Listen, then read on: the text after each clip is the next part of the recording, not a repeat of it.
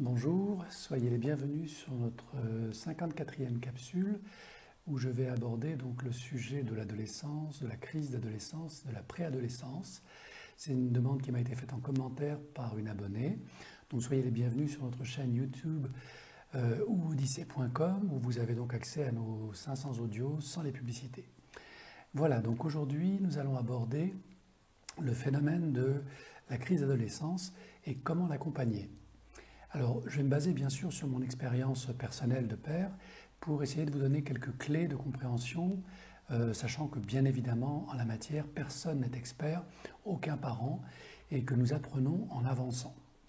Donc, concernant la crise d'adolescence ou de préadolescence, je pars du principe que pour avoir le maximum de chances d'aborder au mieux cette période difficile du changement anatomique, physiologique, hormonal, psychologique de l'enfant, il est important d'avoir démarré très tôt la relation, je dirais, de confiance et d'amour avec l'enfant. En fait, la crise d'adolescence se gère dès la naissance. Idéalement, les parents accordent leur temps, leur présence, leur affection, leur amour, leur attention à l'enfant dès qu'il paraît. Et plus cette attention est sincère, régulière et je dirais de qualité, plus la crise d'adolescence sera, je dirais, amoindrie ou en tout cas gérée de manière lucide et aimante. La grande difficulté concerne principalement les parents qui ont été absents pour des raisons professionnelles, pour des raisons familiales, psychologiques aussi, parce qu'ils n'avaient pas envie de s'intéresser à l'enfant dans les premiers âges de la vie, car ils considèrent qu'un nourrisson ou un bébé n'a aucun intérêt. J'en ai connu. Et cette erreur d'analyse, malheureusement, va créer une sorte de distorsion ou de distance entre l'enfant et le parent. Distorsion qui peut être bien sûr rattrapée dans les années qui suivent, à partir de l'âge de 5-6 ans, jusqu'à l'âge de 11-12 ans, où le parent aimant va créer un lien privilégié avec son enfant et apprendre à le connaître.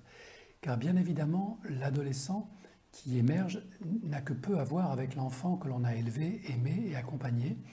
C'est en général un être nouveau qui nous apparaît, qui est une espèce de puzzle où on va retrouver, je dirais, des archétypes, c'est-à-dire des super-héros, des héroïnes, des chanteurs, des acteurs, que l'enfant va modéliser pour avoir, je dirais, des repères.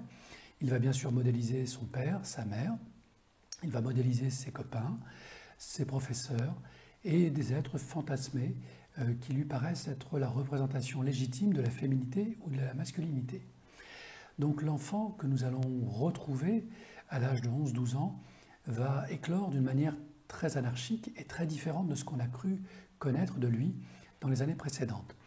Et c'est là où, je dirais, la communication et la confiance qui a été établie avec l'enfant dès le plus jeune âge va nous donner, je dirais, des clés de lecture pour nous permettre de comprendre qu'est-ce qui appartient véritablement à notre enfant et qu'est-ce qu'il a utilisé ou posé devant son visage, donc ces fameux masques sociaux, pour se donner un genre, pour se donner une personnalité. Car à cet âge-là, l'enfant, bien évidemment, n'a pas encore structuré, non pas son identité, qui elle est déjà là, mais sa personnalité ou ses personnalités qui vont lui permettre d'entrer en communication avec le monde extérieur et aussi permettre de soulager ses angoisses existentielles quant à sa capacité d'être à la hauteur, sa capacité à être un adulte avant l'heure, etc., etc., une femme ou un homme avant l'heure. Car c'est bien ça qui va les motiver dans leur énergie, je dirais, de relationnel. Donc le préado est quelqu'un qui recherche absolument et avant toute chose la vérité, la sincérité et la liberté. Ce sont trois facteurs ou trois déclinaisons essentielles de la relation d'amour sincère et inconditionnel.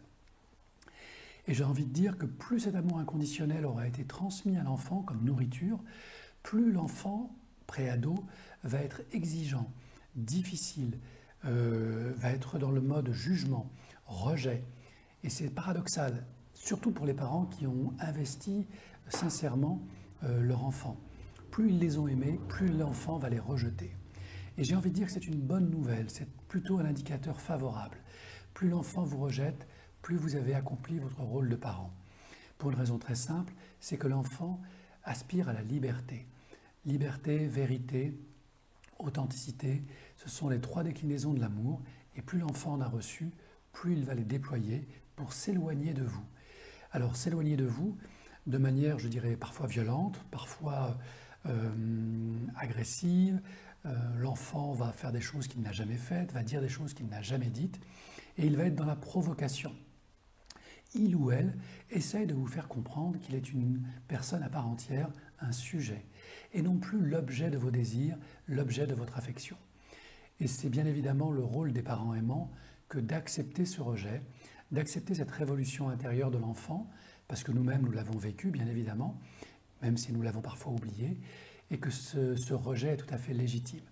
Donc l'enfant provocateur va, à travers ses provocations, attirer notre attention sur ce qui lui reste encore à acquérir.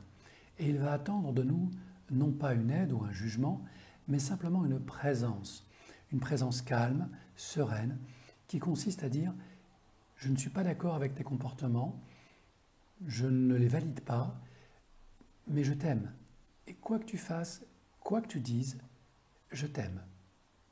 Et je comprends parfaitement que tu vives cette situation, même si cela me retourne, me fait de la peine, même si cela me hisse le poil, me rend énervé, colérique, eh bien malgré tout ce que tu peux faire, tout ce que tu peux dire, je t'aime quand même. » Alors bien sûr, l'adolescent va rejeter cette perception et cette transmission d'amour, mais dans son fort intérieur, rappelez-vous que son enfant intérieur, lui, accueille avec beaucoup de soulagement tout ce que vous pouvez lui dire de cet ordre-là.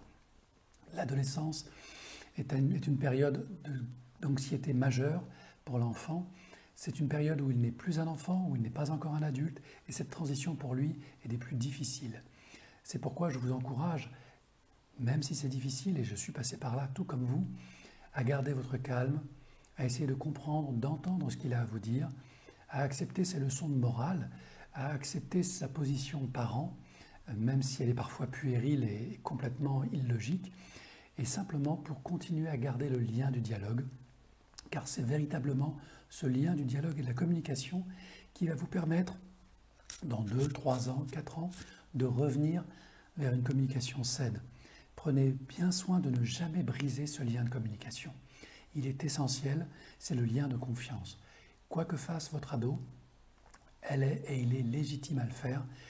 Bien sûr, il y a des lois, bien sûr, il y a un encadrement social, et il est toujours nécessaire de lui rappeler ces limites-là, car l'adolescent a pour vocation à briser ses limites pour mieux se découvrir. N'intervenez pas, sauf si sa santé physique, morale, mentale est en jeu. S'il consomme de la drogue, s'il consomme de l'alcool à outrance, soyez vigilant, soyez près de lui et conseillez-lui, proposez-lui une aide et montrez-vous toujours disponible et à l'écoute. Laissez venir la demande. Lorsque la demande vient, investissez tout votre amour pour aider votre adolescent. Ne soyez pas intrusif. N'allez pas chercher à tout savoir. C'est la meilleure façon de l'éloigner.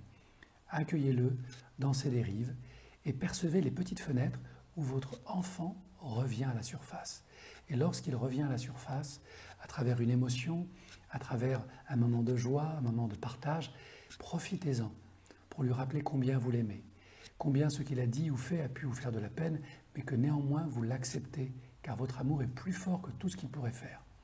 Puis laissez-le repartir dans sa folie adolescente et de nouveau, patiemment, laissez-le revenir. Et sachez que la préadolescence commence à 11-12 ans et que cette adolescence, cette crise d'adolescence peut durer jusqu'à l'âge de 19 ans, 20 ans. Je sais, ça paraît très long, mais c'est le temps de maturation du fameux cortex préfrontal qui est donc la partie du cerveau la plus intelligente et qui permet à l'enfant d'anticiper ses actions.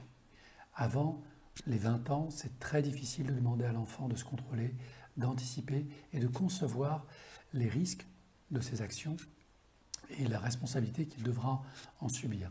Donc rappelez-lui simplement qu'il y a des règles, qu'il y a la loi, qu'à 18 ans, il est majeur, donc responsable, qu'à 16 ans, pour certains actes, il est aussi considéré comme majeur. Et ce sont ces limites-là sociales qui vont vous aider à le garder, je dirais, dans une zone de sécurité et d'amour. Voilà, tous les parents qui connaissent cette période-là, je leur souhaite beaucoup de courage, beaucoup de patience. Restez dans l'amour. Il n'y a pas de meilleur médicament. Et rappelez-vous vous-même tous les excès par lesquels vous êtes passé. Et si ce n'est pas le cas, sachez qu'une crise d'adolescence qui n'est pas vécue sera reportée.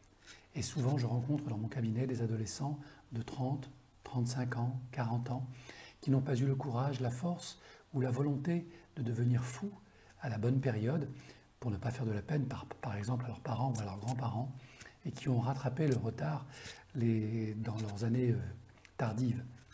Donc c'est un peu dommage. Il y a un temps pour tout, un temps pour la folie, un temps pour l'amour, un temps pour l'excès.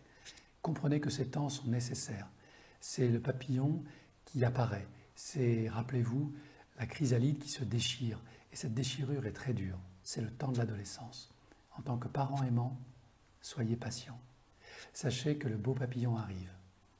Et quand il sera là, il vous remerciera, car le mien m'a remercié de tous les efforts que j'ai pu faire et a accepté que certaines de ses attitudes, de ses réflexions étaient totalement fausses et méchantes, et il m'a demandé pardon. Donc ce pardon du cœur, c'est la plus belle récompense qu'un parent puisse recevoir. Soyez patient. L'amour est plus fort que tout. Et l'amour existe. Et il est dans l'instant présent, dans la justesse et la justice de votre cœur. Belle expérience à vous et bel apprentissage à vous et à vos enfants. Merci. Namasté. À un moment donné, tu dis bonjour à la caméra. Hop, dis bonjour. Bonjour la caméra.